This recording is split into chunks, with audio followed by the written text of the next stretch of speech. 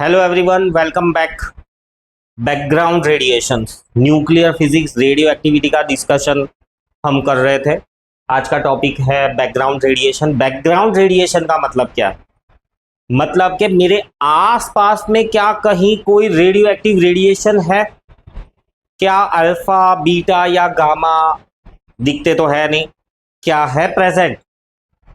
तो वो उनको क्योंकि दिख नहीं पाते, इसलिए उनको हम कहते हैं बैकग्राउंड रेडिएशन। मेरे बैकग्राउंड में मतलब मेरे आसपास में हीट रेडिएशंस है। हाँ है, हीट तो है ही मेरे आसपास में, पर उससे मुझे क्या कहते हैं कि ऐसा डेडली या जीव लेने वाला कोई इफेक्ट नहीं पड़ता है।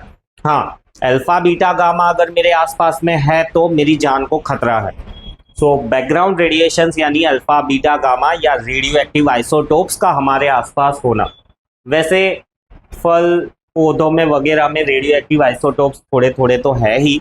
हाँ, कहीं पे न्यूक्लियर टेस्ट हुआ है, न्यूक्लियर बम फटा है, वहाँ पर रेडियो एक्टिव रेडिएशन इतने पावरफुल होते हैं कि अगर तुम वहाँ गए तो मान लो कि तुम्हें इनसे डेडली इम्पैक्ट होगा।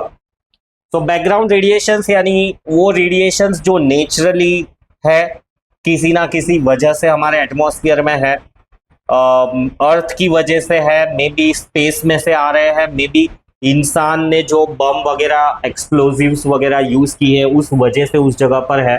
On an average individuals are expose to about 3 milli, क्या लिखा है, 3 मिली सीवर्ट्स। ये कोई यूनिट है जो रेडिएशंस को मेजर करता है। आईक्यू के लिए याद रखो, सिलेबस का हिस्सा नहीं है ये।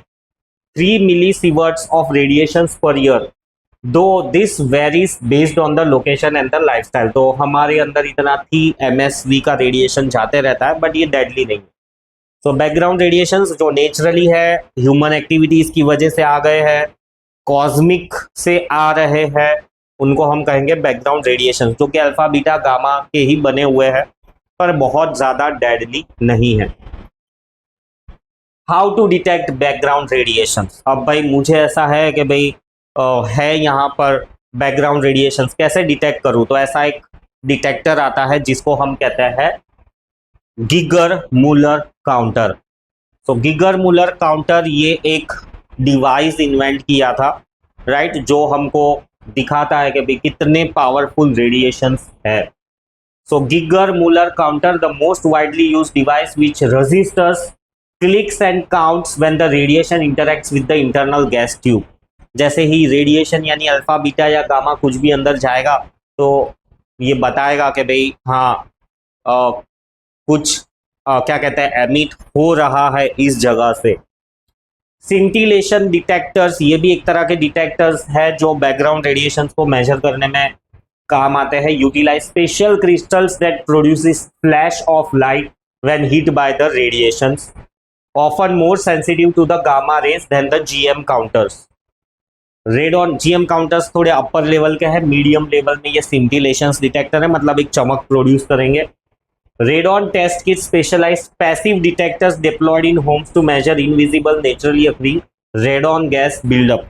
तो रेडॉन गैस जमीन में से मे बी किसी एक्टिविटी की वजह से है, तो ऐसे रेडॉन गैस टेस्ट किट आती है। ठीक है, अगर तुम्हें ऐसा है कि भाई मेरे घर के आसपास में ऐसा कुछ है कि नहीं है, तो ऐसी किट मंगवा के टेस्ट कर सकते हो। तो खास जो स्पेसिफिकली मोस्ट इम्पॉर्टेंट, यानी कि भाई पता है कि यहाँ पे बम फटा था, न्यूक्लियर बम फटा था, एटम बम फटा था। अब 100 साल बाद, 200 साल बाद वहाँ के हालात क्या है, कितना न्यूक्लियर रेडिएशन वहाँ बचा हुआ है। ठीक है, तो गिगर मुलर काउंटर बेस्ट है। वीक, बहुत वीक है तो सिंटिलेशन डिटेक्टर बेस्ट है, और रैंडम चेकिंग के लिए रेडॉन गैस टेस्ट किट है। गिगर काउंटर के बारे में डिटेल्ड में डिस्कशन है सिलेबस के अंदर। ठीक है, तो गिगर मुलर काउंटर फोटो में दिख रहा है कैसा होता है। Geiger counter uses a gas filled tube to detect the ionizing radiations alpha beta या gamma by converting it into electrical pulses. तो पता ही हमको कि अल्फा बीटा और गामा क्या करते हैं, गैस को आयोनाइज करते हैं। तो आयन जब बनते हैं मतलब फ्री इलेक्ट्रॉन्स भी प्रोड्यूस होते हैं, तो वो फ्री इलेक्ट्रॉन्स की वजह से छोटी सी बिजली बनती है, और उस बिजली के बेसिस पर ये गिगर मुलर काउंटर जो है वो बैकग्राउंड रेडिएशन की तीव्रता का पता हमें लगाकर देता है। When detecting background radiations, the device naturally registers 10 to 50 clicks per minute on average, caused by naturally occurring isotopes and cosmic rays. So Geiger-Müller counter, ठीक है। रेडियो एक्टिव आइसोटोप है, रेडियो एक्टिव रिएक्शन जाएगा, छोटी सी बिजली बनेगी, यहाँ पर ये मीटर बताएगा कि भाई कितना पावरफुल है। फिर explain the working of Geiger counter, ये डायग्राम अच्छे से याद रखना है, ठीक है। गीगर काउंटर में रेडिएशंस जाएंगे ट्यूब के अंदर, ग्लास ट्यूब, ग्लास का होगा ये, भले मेटल का कवरिंग हो, तो इससे अंदर जाएंगे, अंदर की गैस को आयोनाइज करेंगे। फ्री इलेक्ट्रॉन्स की वजह से ये वायर में पोटेंशियल डिफरेंस आएगा, पोटेंशियल डिफरेंस की वजह से छोटा सा करंट बहेगा और उस करंट के बेसिस पे ये अंदाजा लगाया जाएगा कि भाई कितने पावरफुल रेडिएशंस है। सो ये सेंटेंसेस याद रखो कि कैसे ये काम करता है। As background radiation enters the glass tube, they cause ionization of the gas in the tube. This causes small potential difference in the wire.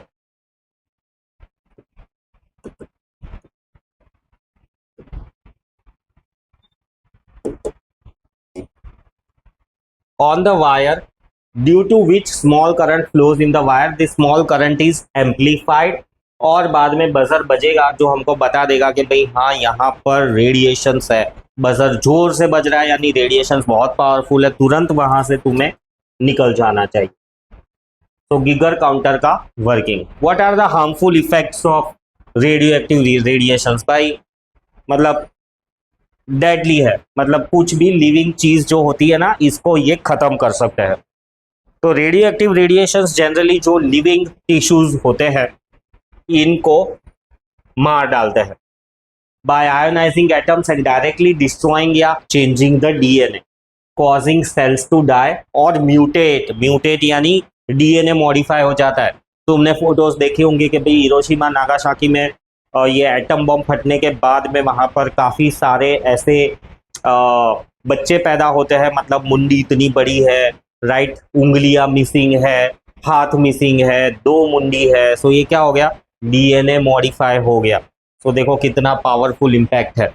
High dose of radio active radiations जो radiation syndrome कहलाता है, right, over a short period of time lead to immediate and severe medical emergencies, mostly मौत ही होगी, known as acute radiation syndrome और radiation sickness. Let's say मैं यहाँ पर हूँ, मुझसे 50 किलोमीटर आगे एटम बॉम्ब फटा और मैं यहाँ से जल्द और दूर नहीं गया तो मे बी 1, 2, 3 दिन में मेरे अंदर काफ़ी सारा रेडिएशन आएगा।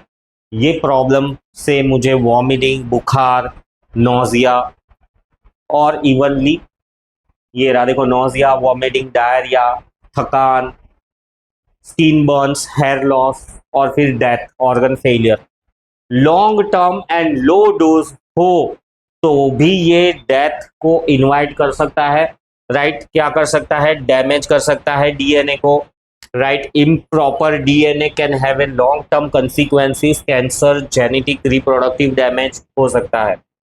Non ionising radiations, so non ionising radiations जैसे कि radio waves, visible light, microwaves, ये डायरेक्टली तो डीएनए को अफेक्ट नहीं करती है बट ये हीट, अनवांटेड हीट प्रोड्यूस करती है जो कि बाल झड़ना, स्किन का ब्लैकआउट होना, आंखों में जलन होना, थकान लगना, सांस फूलना। सो ये जो रेडिएशंस है ना इनको भी हम डेडली रेडिएशंस नहीं मान के चलते, इसलिए वो कहते हैं ना कि भाई फोन को फ्रंट वाली जेब में नहीं रखना चाहिए, फोन के साथ में रेडियो वेव्स, माइक्रोवेव्स इंटरेक्ट करती है तो वो हमारे हार्ट की रिदम को प्रॉब्लम क्रिएट करती है। तो काफ़ी हद तक वो बात सही ही है। सो ये कुछ हार्मफुल इफेक्ट्स है रेडियो एक्टिव रेडिएशंस के। ये रेडियो एक्टिव रेडिएशन नहीं है बट ये रेडिएशन भी इंसानों को क्या कहते हैं, तकलीफ या प्रॉब्लम तो पहुंचाती ही है। What do you mean by nuclear waste and how it must be disposed? तो भाई न्यूक्लियर साइट पे न्यूक्लियर मटेरियल यूज हुआ, वहां पर काफ़ी सारा पानी भी यूज होता है, जो पावर प्लांट है उसको ठंडा रखने के लिए। अब वो पानी पॉल्यूट हो गया, वहां पर जो कंटेनर्स थे वो पॉल्यूट हो गए, कपड़े जो वहां पर स्पेशलाइज पहनते हैं वो खराब हो गए। तो अब इन सब चीज़ों को डिस्पोज कैसे करेंगे? सो डिस्पोज करने के कुछ अलग अलग तरीके हैं।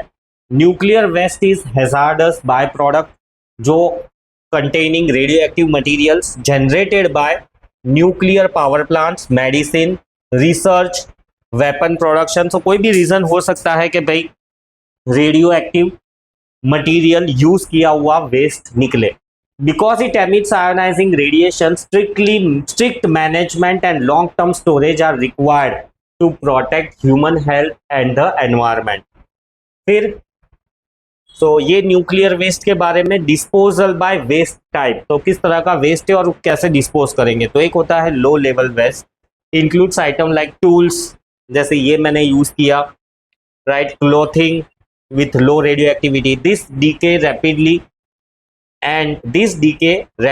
And are typically disposed of in specially engineered near surface facilities, जैसे स्टोन लाइंड ट्रेंचेस कह दो, खड्डे खोद के कह दो, या कंक्रीट का स्ट्रक्चर बना के उसके अंदर स्टोर कर दो, तब तक जब तक उसका रेडियो एक्टिव डिसइंटीग्रेशन खत्म नहीं हो जाता, मतलब कम से कम 100-200 साल के लिए उसको वहां पर बंद कर दो। फिर तीसरे तरह का वेस्ट है, दूसरे तरह का जो वेस्ट है वो है इंटरमीडिएट लेवल वेस्ट, थोड़ा ज़्यादा रेडियो एक्टिव रेडिएशन रहता है इसके अंदर, ठीक है। तो इनको क्या करेंगे, जनरली खड्डा खोद के अंदर डाल देते हैं सो दैट ये रेडियो एक्टिव रेडिएशन बाहर दूर तक ना आ सके। खड्डा मतलब काफ़ी गहरा खड्डा खोदते हैं, ठीक है। हाई लेवल का वेस्ट बहुत ही ज़्यादा रेडियो एक्शन है उसमें, जैसे यूरेनियम ही है, राइट। तो इन लोगों को स्पेशली लीड के कंटेनर्स में स्टोर करते हैं और इंसान जहाँ रहते हैं उससे बहुत दूर रखते हैं सो दैट रेडिएशन लीक ना हो, इंसानों को तकलीफ ना हो। आगे बढ़ते हैं, various safety precautions while dealing with radio active materials. Nuclear power plant में जनरली रेडियो एक्टिव मटीरियल्स होते हैं, तो क्या कर सकते हैं सेफ रहने के लिए। तो nuclear reactors should be embedded in A thick concrete walls. एक तो पहले तो बंद ही रखो, पूरी कॉन्क्रीट वॉल में स्ट्रक्चर को बंद रखो सो दैट रेडिएशन लीक ना हो। जो कर्मचारी है न्यूक्लियर मटीरियल को थिक लीड कंटेनर में स्टोर करके रखे। वर्कर्स को लीड वाले कपड़े पहनने चाहिए, ग्लोव्स एप्रॉन्स यूज करने चाहिए। न्यूक्लियर मटेरियल को भाई चिमटे से पकड़ना चाहिए, हाथ से डायरेक्ट नहीं पकड़ो। Worker must wear special film badges, ये ऐसा बैज पहनते हैं। फिर क्या होता है कि उसके बेसिस पे ये आइडिया मिल जाता है कि भाई इसको बहुत सारा रेडिएशन मिल चुका है और बहुत ज़्यादा डेडली हो, इसके पहले इसको न्यूक्लियर पावर प्लांट से दूसरी जगह पर ले जाओ। कंपल्सरी मेडिकल चेकअप के भाई प्रॉब्लमेटिक ज़्यादा हो रहा है नहीं हो रहा है, तो वो मेडिकल स्पेशलिस्ट बता देता है कि भाई अभी से पावर प्लांट में जॉब नहीं करनी चाहिए, रेडिएशन काफ़ी इसके बॉडी में है, तो इसको बाहर भेज दो सो दैट ये अपने आप को रिकवर कर सके। What is a nuclear power plant. तो nuclear power plant nuclear fusion reaction से बिजली बनाता है।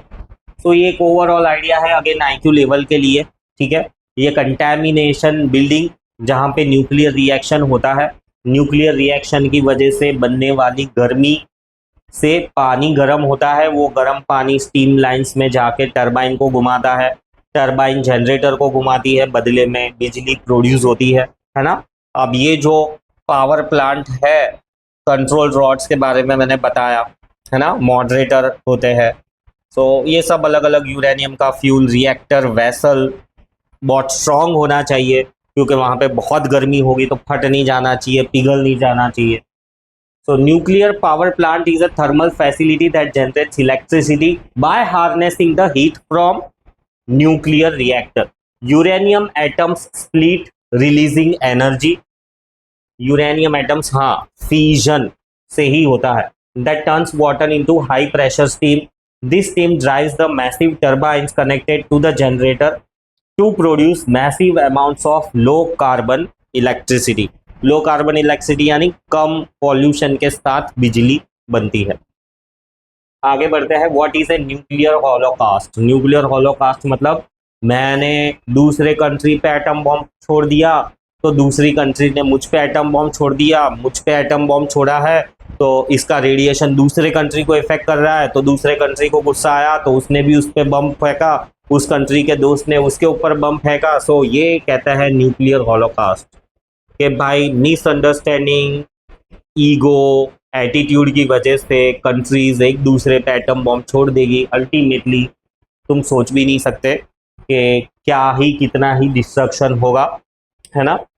मतलब इंसानों का अस्तित्व भी खतरे में आ जाएगा।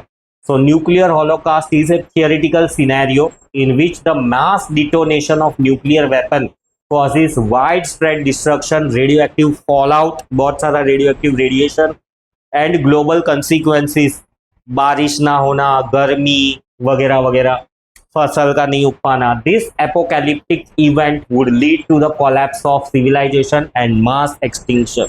तो काफ़ी सारा पॉपुलेशन खतरे में आ जाएगा। जस्ट एक थियोरिटिकल है, आज तक ऐसा हुआ नहीं है और हम दुआ करते हैं कि ना हो। इसी के साथ हमारा ये चैप्टर न्यूक्लियर फिजिक्स खत्म होता है। ठीक है, मिलते हैं नेक्स्ट लेक्चर में नेक्स्ट चैप्टर के साथ। सी यू, बाय बाय।